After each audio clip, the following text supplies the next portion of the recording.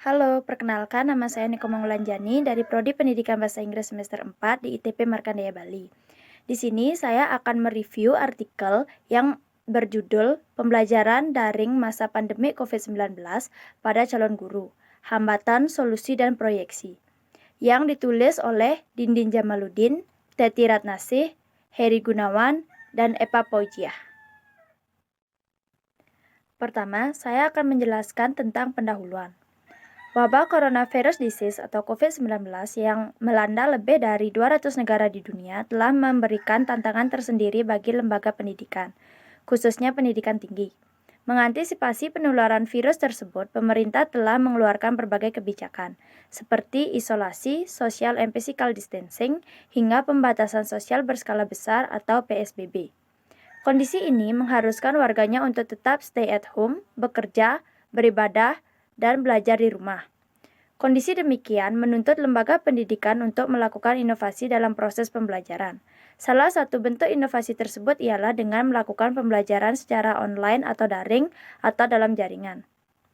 Akan tetapi, dalam pembelajaran daring ini tidak terlepas dari permasalahan yang menjadi hambatan dan dalam pelaksanaannya, termasuk pembelajaran daring kepada calon guru pada lembaga pendidik dan kependidikan atau LPTK. Oleh karenanya, diperlukan berbagai jalan keluar sebagai solusi dan juga langkah yang diambil di masa yang akan datang sebagai proyeksinya. Pemerintah Indonesia melalui Kementerian Pendidikan dan Kebudayaan dan Kementerian Agama RI menetapkan kebijakan belajar dan bekerja dari rumah atau work from home mulai pertengahan Maret 2020.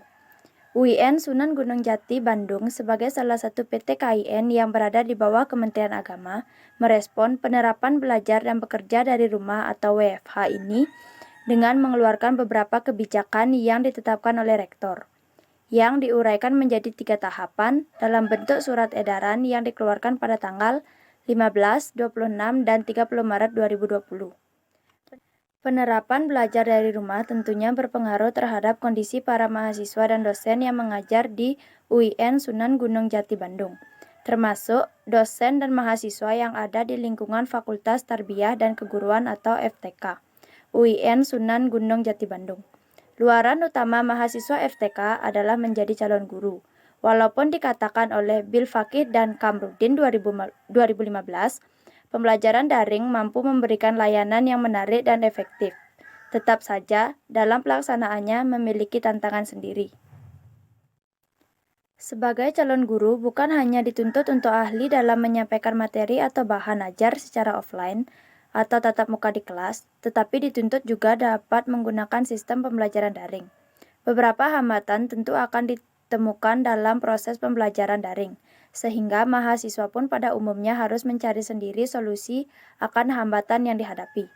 Berbagai hambatan yang ditemukan selama dalam proses pembelajaran daring dapat berpengaruh terhadap kondisi psikis mahasiswa, sehingga diperlukan adanya solusi atas berbagai hambatan tersebut, misalnya kemampuan dalam pengelolaan stres yang dihadapi.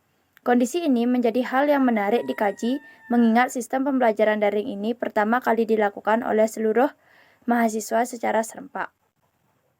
Berikutnya ada kajian pustaka. Berdasarkan data terbaru, pertama, W. Dharma Laksana et al. Tahun 2020 tentang analisis pembelajaran online masa WFH pandemi COVID-19 sebagai tantangan pemimpin digital abad 21. Kedua, ada Sanjaya tahun 2020 mengkaji tentang 21 refleksi pembelajaran daring di masa darurat COVID-19.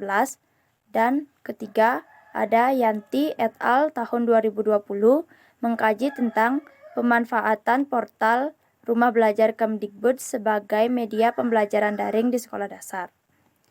Berdasarkan laporan tersebut, kajian mengenai hambatan, solusi, dan proyeksi sistem pembelajaran daring bagi calon guru belum pernah dilakukan. Hambatan, solusi, dan proyeksi pembelajaran daring merupakan aspek penting yang harus dikaji secara mendalam. Adanya hambatan pada proses pembelajaran dapat menurunkan minat belajar siswa. Suryani 2010. Seperti yang dilaporkan oleh Pengondian et al. Tahun 2019 yang menyatakan bahwa di antara faktor-faktor yang menjadi kunci sukses pembelajaran daring adalah ketersediaan sarana dan prasarana. Rusdiana dan Nugroho tahun 2020 menyebutkan bahwa dukungan perguruan tinggi dan dosen menjadi aspek penting yang mendukung keberhasilan pembelajaran daring. Harjanto dan Sumunar tahun 2018 menyatakan bahwa pembelajaran daring ini merupakan proses transformasi pendidikan konvensional ke dalam bentuk digital sehingga memiliki tantangan tersendiri. Adapun metodologi penelitian ini menggunakan metode penelitian kualitatif deskriptif. Adapun teknik yang digunakan adalah teknik survei.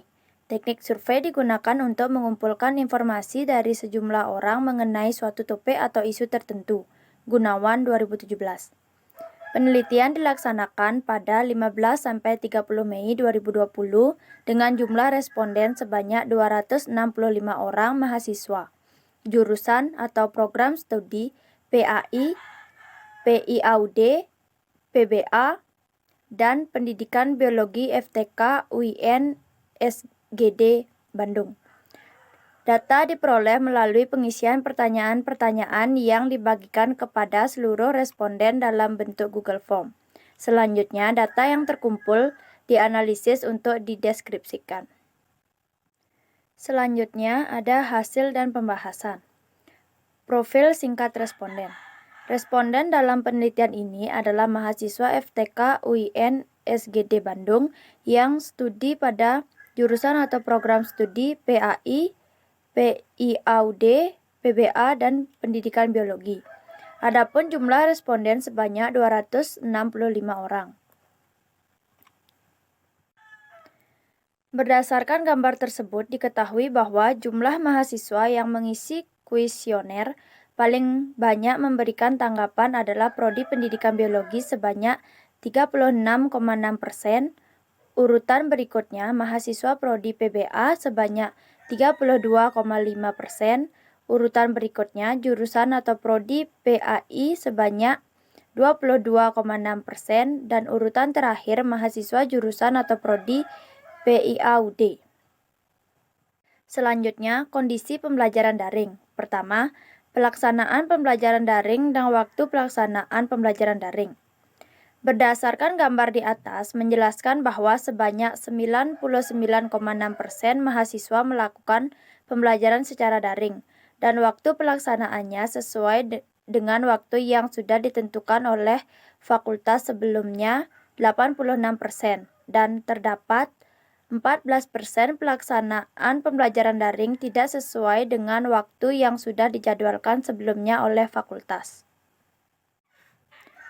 Kedua, proses pembelajaran daring dan keterbiasaan melaksanakan pembelajaran daring. Berdasarkan gambar dari proses pembelajaran daring menunjukkan bahwa lebih dari 65% materi yang diperoleh mahasiswa lebih dari cukup. Sebagian responden yang lain sebanyak 30% menyatakan bahwa informasi yang diperoleh dalam perkuliahan dengan menggunakan sistem daring ini kurang. Kebiasaan melaksanakan pembelajaran daring menunjukkan bahwa 66% merasa bahwa mereka terbiasa dengan sistem pembelajaran daring ini. Namun, sisanya sebanyak 34% menyatakan bahwa mereka tidak terbiasa dengan sistem ini. Ketiga, media yang digunakan dalam pembelajaran daring dan sistem pembelajaran daring mempermudah proses pembelajaran dan pembimbingan. Berdasarkan gambar di atas, media yang digunakan dalam pembelajaran daring menunjukkan bahwa Google Classroom atau GCR merupakan media yang paling banyak digunakan sekitar 60% dalam sistem pembelajaran daring ini. Jika dilihat dari data tersebut, media yang digunakan lebih dari 6 media. Sistem pembelajaran daring ini bagi sebagian responden dapat mempermudah proses pembelajaran dan pembimbingan ketika masa pandemi COVID-19 ini. Sistem ini adalah solusi bagi kondisi saat ini sehingga 50% menyatakan bahwa sistem ini dapat mempermudah proses pembimbingan dan pembelajaran. Namun, setengahnya lagi menyatakan bahwa sistem pembelajaran daring ini tidak dapat mempermudah proses pembelajaran. Berikutnya ada hambatan dan solusi pembelajaran daring.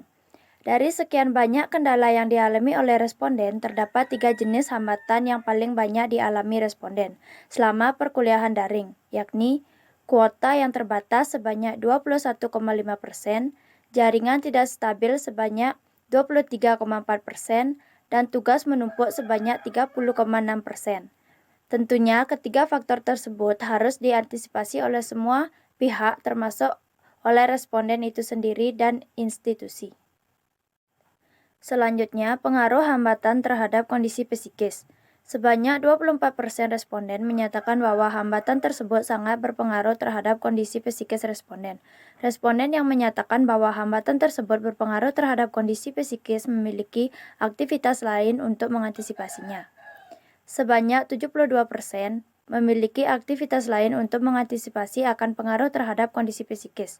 Beberapa aktivitas yang dilakukan oleh responden yaitu seperti menonton, berolahraga, bercengkrama dengan keluarga, komunikasi dengan teman sejawat, dan beberapa penghargaan lainnya yang dilakukan atas prestasi diri yang diraih. Berikutnya ada proyeksi sistem pembelajaran daring bagi calon guru. Berdasarkan beberapa penjelasan di atas, proyeksi pembelajaran daring bagi calon guru di masa datang perlu mempertimbangkan hal-hal berikut. Pertama, memperkuat ruh atau esensi calon guru. Kedua, meningkatkan wawasan literasi pembelajaran daring, baik dosen dan mahasiswa. Ketiga, membuat pola blended, daring, dan tatap muka pada perkuliahan normal. Keempat, menyusun pola kausalitas dengan business driven by teknologi pada perkuliahan di kelas. Terakhir ada simpulan. Hambatan, solusi, dan proyeksi dalam pembelajaran dengan menggunakan sistem daring menjadi bahasan yang menarik dalam masa pandemi wabah COVID-19 ini. Berdasarkan kondisi calon guru, kondisi terhadap pembelajaran sistem digital dapat dilakukan. Namun ini dapat memberikan pengaruh terhadap kondisi psikis calon guru, sehingga perlu ada solusi lain seperti halnya melakukan beberapa aktivitas yang dapat meredakan dan menyelesaikan masalah yang ditimbulkan oleh hambatan yang muncul. Sistem pembelajaran daring ini dapat dijadikan sebagai modal awal bagi calon guru dalam melaksanakan pembelajarannya di kemudian hari.